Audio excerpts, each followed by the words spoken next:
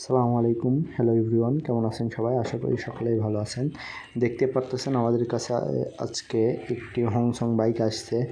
এই বাইকটির সমস্যা হচ্ছে ডবল স্ট্যান্ড বুশটি নষ্ট। ডবল স্ট্যান্ড বুশের ভিতরে একটি নাট ঢোকানো ছিল, ডবল স্ট্যান্ড বুশ নাই, একটি কলের যে নাট থাকে সেই একটি নাট ঢোকানো ছিল।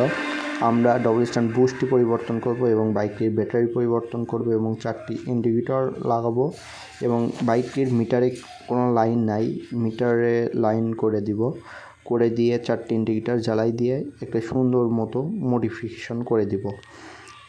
বাইকার্সের বাজেট কম, তিনি আমাকে বলছেন শুধু ইন্ডিকেটরের লাইন 4টা করে দিতে, ইন্ডিকেটর 4টা লাগিয়ে দিতে এবং বাইকের যেই মিটার আছে মিটারে লাইন করে দিতে।